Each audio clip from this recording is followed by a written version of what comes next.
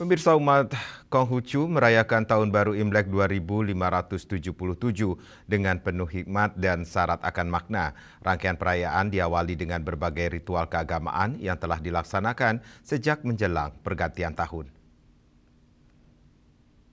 Pukul 9 pagi warga Tionghoa mulai mendatangi dan memadati kelenteng Konghucu Bio Denpasar untuk melaksanakan persembayangan Tahun Baru Imlek 2577 Kongsi. Rohaniawan kelenteng Konghucu Bio Nyoman Darsano atau yang juga dikenal sebagai Liem Kiem Hie menjelaskan sebelum memasuki Tahun Baru Imlek, umat Konghucu terlebih dahulu melaksanakan upacara persaudaraan pada tanggal 24 bulan 12 tahun Imlek. Ritual tersebut dilanjutkan dengan persembayangan kepada leluhur di rumah masing-masing yang diawali dengan sembahyang kepada Tuhan. Ia memaparkan pada malam pergantian tahun tepat pukul 24.00 umat Konghucu melaksanakan sembahyang tutup tahun.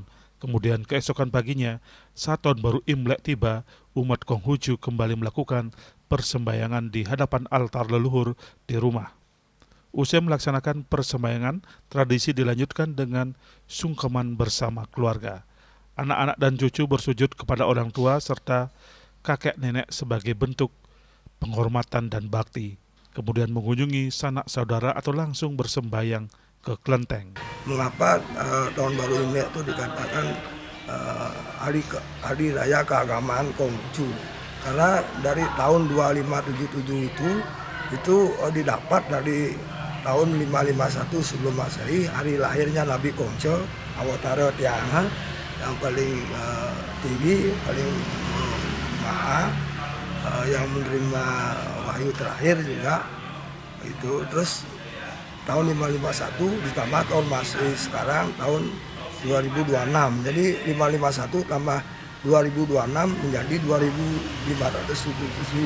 Itu tiap tahun akan mengikuti itu. Jadi tidak bisa dipungkiri lagi hari raya keagamaan Tahun Baru Imlek ini penuh dengan ritual.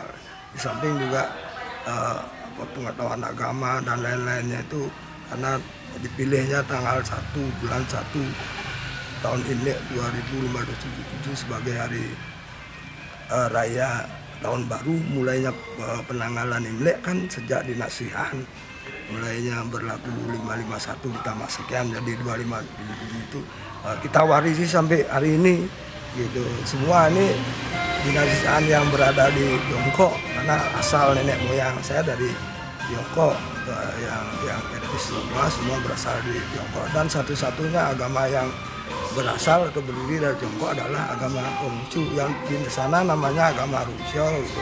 Jadi kita sebagai salah satu warisan penganutnya di Indonesia menyesuaikan dengan kondisi di Indonesia seperti sembahyang tuh, karena di dalam satu ayat suci agama Konghucu adalah berbunyi sembahyang atau ibadah itulah pokok ajaran agama.